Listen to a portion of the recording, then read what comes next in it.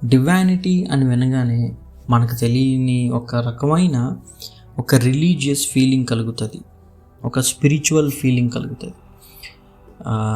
యాక్చువల్గా డివానిటీ గురించి కొంచెం చాలా క్లుప్తంగా మాట్లాడడానికి నేను ట్రై చేస్తున్నా వీడియోలో. డివానిటీకి ఎందుకంటే మనం చాలా నిజాలకి చాలా దూరంగా ఉండి అదే నిజం అనుకొని దగ్గర వాటికి మనం కాంప్రమైజ్ అయిపోతున్నాం. అంటే దగ్గరగా కనబడుతుంది అదే నిజం అనుకొని, మనకు తెలిసిందే నిజం అనుకొని ఒక కన్ఫ్యూజన్లోని అందులో క్లారిటీ లేకుండా స్టక్ అయిపోయాం. సో దాన్ని డీకోడ్ చేద్దాం అనుకుంటున్నాను నేను. సో లాస్ట్ వరకు ఈ వీడియోని చూడండి ఖచ్చితంగా. యాక్చువల్గా డివానిటీకి ఆపోజిట్ ఏంటో కొంచెం సేపు ఆలోచిద్దాం. డివానిటీకి ఆపోజిట్ వర్డ్ అంటే దైవత్వానికి వ్యతిరేక పదం అని అంటే మన మైండ్లోకి ఏమొస్తుంది? దైవత్వానికి ఆపోజిట్ అంటే దైవత్వం ఒక ఈవిల్ నేచర్, డివానిటీ ఒక రకమైన సాటానిక్ నేచర్. అంటే మనకి ఇదే కదా వస్తుంది, దేవుడు దెయ్యం.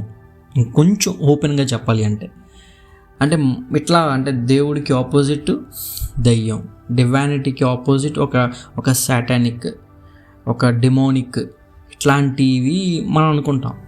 కానీ ఏంటంటే రియల్గా చెప్పాలి అంటే డివానిటీకి పర్ఫెక్ట్ ఆపోజిట్ ఏదైనా ఉంది అంటే అది హ్యుమానిటీ. అదేంటి అంత మాట అన్నాం అనుకుంటారా? మనకి ఇన్ని రోజులు ఏమనుకుంటున్నాం, హ్యుమానిటీ కింద అంటే హ్యుమానిటీ ఈక్వల్ టు డివానిటీ అనుకోవచ్చు, లేదంటే డివానిటీ కూడా అదే లైన్లో ఉంది హ్యుమానిటీ అనుకుంటాం. దానికి ఆపోజిట్ అని మనం ఎక్స్పెక్ట్ చేయం. బట్ ఎగ్జాక్ట్గా డివానిటీకి ఆపోజిట్లో ఉంది హ్యుమానిటీ. దీన్ని మీకు కొంచెం క్లుప్తంగా ఆ పదాలు విడమర్చి చదివితే మనకి ఇక్కడ ఆన్సర్ దొరుకుతుంది. డివానిటీ అంటే దైవత్వాన్ని ఇంకొంచెం డీకోడ్ చేసి లోపలికి వెళ్ళి చదివితే దేవుని తత్వం, రైట్. హ్యుమానిటీ అంటే మానవత్వం, దాన్ని కొంచెం డీకోడ్ చేసి చదివితే మానవుని తత్వం. మళ్ళీ చూడండి, దేవుని తత్వం, మానవుని తత్వం. ఇప్పుడు కొంచెం మీకు కన్వీనియన్స్గా అనిపిస్తూ ఉంటుంది, అంటే కొంచెం నా మాటలు మీకు కన్వే అవుతూ ఉంటాయి. ఇప్పుడు అంటే డివానిటీకి ఆపోజిట్ హ్యుమానిటీ అన్నాను కదా.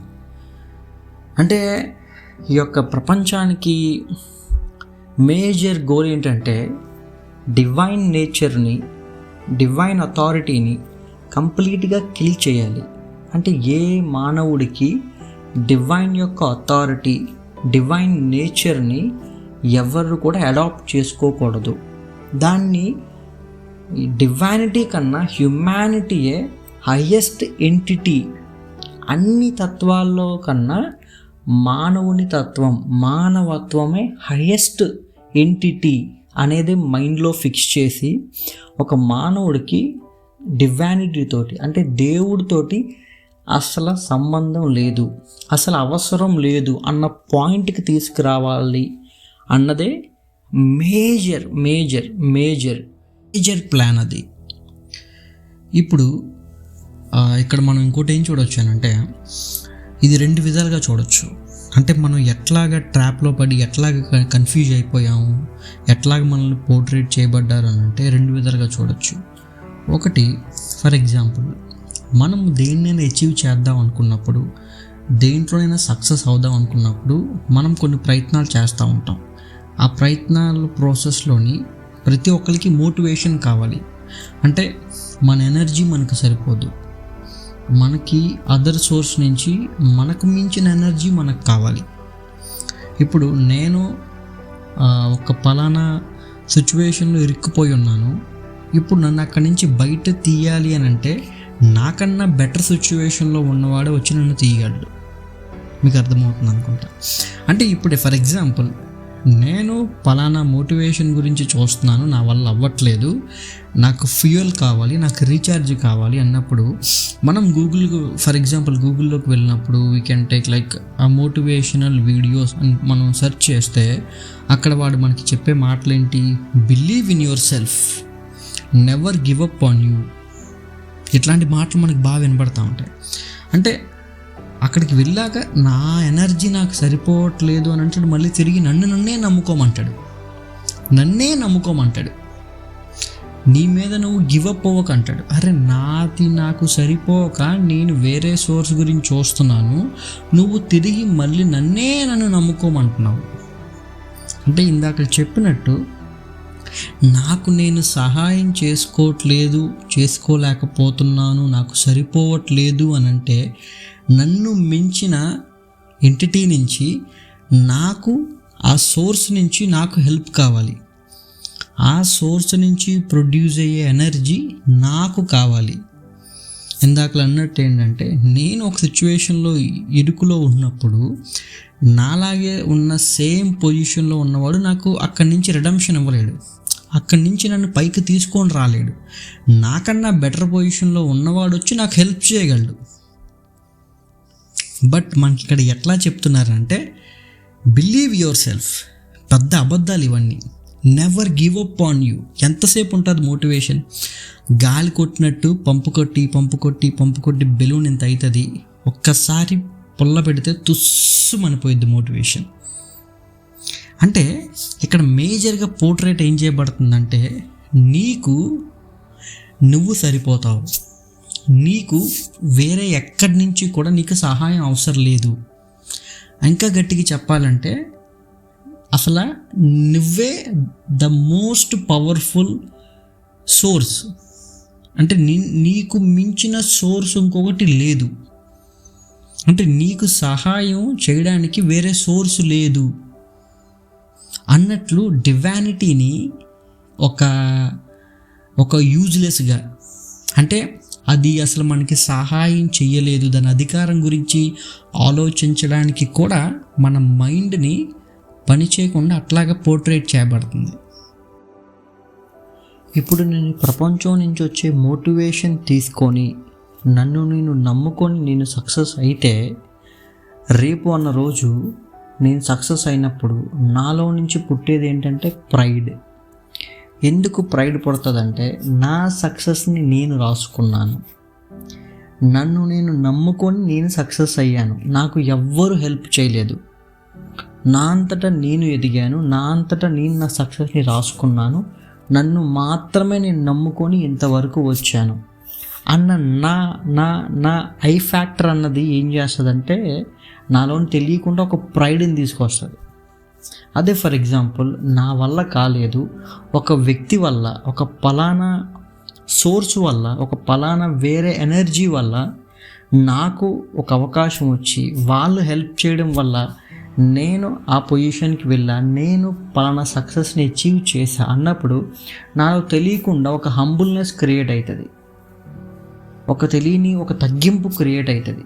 ఎందుకంటే నేను దానికి ఎలిజిబుల్ కాదు, అయినప్పటికీ కూడా వారి సహాయం వలన నేను పలానాది అచీవ్ చేశాను అన్నది నాకు deep down of my heart నాకు అది క్లియర్గా తెలుస్తూ ఉంటుంది. సో అప్పుడు నాలో వద్దన్నా కూడా నాలోని ఒక హంబుల్నెస్ క్రియేట్ అవుతుంది, ఒక తగ్గింపు నాలోని లోపల నుంచి పుడతా ఉంటుంది. ఇప్పుడు బైబిల్లో నుంచి నాకు కనిపించే ఒక అండర్స్టాండింగ్ ఏంటంటే డివైన్ నేచర్కి హ్యూమన్ నేచర్కి, మాథ్యూ చాప్టర్ 16:24 వర్సెస్ ఇక్కడ ఏమని ఉంటుందంటే జీసస్ క్రైస్ట్ చెప్తా ఉన్నారు వాళ్ళ ఫాలోవర్స్కి, లైక్ హ్యూమన్కి, if you want to follow me you have to deny yourself. మళ్ళీ చెప్తా, if you want to follow me you have to deny yourself. ఇక్కడ మనకేమర్థం అవుతుందంటే Jesus Christ is a divine nature, is himself is a god. ఇప్పుడు if you want to be like divine you should denial what you have. అంటే నీకున్న human నేచర్ని నువ్వు deny చేస్తే కానీ you cannot seek the divine nature, you cannot follow the divine nature. You can not adopt the divine nature. అంటే ఇక్కడ ఏమర్థమవుతుందంటే, ఇప్పుడు దాకా నువ్వు హ్యుమానిటీయే ద హైయెస్ట్ ఎంటిటీ అనుకుంటున్నావు కదా, it's a big trap, it's very wrong understanding. So అది కాదు highest entity, డివైనిటీయే హైయెస్ట్ ఎంటిటీ. సో కాబట్టి ఏంటంటే you have to deny yourself. ఇప్పుడు డివైన్కే ఫర్ ఎగ్జాంపుల్ నీ మానవత్వం చాలా గొప్పదన్నప్పుడు డినై అని చెప్పాల్సిన అవసరం ఉండదు అక్కడ అప్పుడు డినై అని చెప్పాల్సిన అవసరమే లేదు. ఆల్రెడీ యూ హ్యావ్ క్యాపబుల్ అని ఒక మాట అనాల్సి వస్తుంది. డినై చేయాల్సిన అవసరం లేదు. మీకు అర్థమవుతుంది అనుకుంటా నా కంపారిజన్. సో ఇప్పుడు ఇదంతా అర్థమైన తర్వాత నా ఓన్ వర్డ్స్లో ఒక మాట చెప్పాలంటే, నిన్ను నువ్వు నమ్ముకుంటే ఉన్నదంతా అమ్ముకుంటావు. 100% అది. ఎందుకు అని అంటే, the real motivation will produce in the creator, not in the creation. It will produce from the creator, not from the creation. మనం ఎప్పుడైతే ఖచ్చితంగా డివైన్ నేచర్ మీద డిపెండ్ అయ్యి బిలీవ్ చేస్తామో, మనకి మోర్ దెన్ ఏ మోటివేషన్ ఇవ్వాలనుకుంటుంది divine nature. More than a motivation. మనకు తెలుసు motivation will fade away in a minutes, in a weeks, in a days. But మన డివైన్ నేచర్ మీద ఎప్పుడైతే ఆధారపడతామో, that will give you more than a motivation. It is called realisation. That realisation will keep you fire. ఎప్పుడైతే ఆ realisation స్టేట్లో ఉంటామో, ఇంకా మోటివేషన్తో అవసరమే లేదు, ఇంకా మోటివేషన్ సంబంధం లేదు మనకి. ఎందుకనంటే దట్ రియలైజేషన్ నీకు ఎక్కడి నుంచి వచ్చిందంటే from the divine nature. So ఇంకా మోటివేషన్తో సంబంధం లేదు. నువ్వు ఆ రియలైజేషన్లో ఉన్నప్పుడు నువ్వు ఒక కాన్షియస్కి వస్తావు. అదేంటంటే, if I want to achieve something in my life, I cannot do it by alone. నా సొంతంగా నేను అచీవ్ ఏమీ చేయలేను. I want something from my source. నాకు నా డివైన్ నేచర్ నుంచి, నాకు నా క్రియేటర్ నుంచి I want that energy to do this particular thing. అందుకే జీసస్ క్రైస్ట్ ఏం చెప్తారంటే, జాన్ చాప్టర్ 15:5లోని, apart from me you do nothing. That's for sure. అది చాలా నిజం. ఎందుకనంటే ఒక మనిషి ఒక సామెత ఉంటుంది, సన్యాసి రాసుకుంటే వచ్చేది బూడిద అన్నట్టు, ఒక మనిషి నుంచి ప్రొడ్యూస్ అయ్యి వచ్చే మోటివేషన్ కూడా ఒక రాలిన బూడిద లాంటిదే. మీకు అర్థమైంది అనుకుంటా నా కంపారిజన్. అసలు సేమ్ ఎంటిటీ నుంచి నథింగ్ విల్ ప్రొడ్యూస్. ఇక్కడ మనకు అర్థం అవ్వాల్సింది ఏంటంటే, బలంగా అర్థం అవ్వాల్సింది ఏంటంటే, the highest and the greatest entity ever lived in this universe ఏదైనా ఉంది అని అంటే, that is only divine nature. That is only the divine entity. అది తప్ప ఇంకా ఏ దాని నుంచైనా నువ్వు మోటివేషన్ తీసుకోవడానికి, లేకపోతే నీ సోర్స్ ఆఫ్ ఎనర్జీని అక్కడి నుంచి నువ్వు అడాప్ట్ చేసుకోవడానికి ట్రై చేస్తే, you are in a trap. ఎందుకంటే అది నిజం కాదు కాబట్టి. I hope you guys understood my point. చిన్న ప్రార్థన చేసుకుందాం. Thank you so much Jesus Christ for this wonderful understanding. ఈ ప్రపంచం అన్ని తత్వాల కన్నా మానవత్వము చాలా గొప్పదని పోర్ట్రేట్ చేస్తుంది. బట్ అన్ని తత్వాల కన్నా దైవత్వమే హైయెస్ట్ ఎంటిటీ అని మందరికీ అండర్స్టాండింగ్ ఇచ్చినందుకు thank you so much father. ప్రభువా, ఎవరైతే ఈ ఆడియో పోడ్కాస్ట్ వింటున్నారో వారి హృదయాలు ఓపెన్ చేసి నీ అనే సత్యాన్ని వారి హృదయములు పెట్టి give them the best understanding. నా యేసు క్రీస్తు నామం పేరట అడిగి వేడుకొనుచున్నాను పరమ తండ్రి. Amen. Thank you for listening.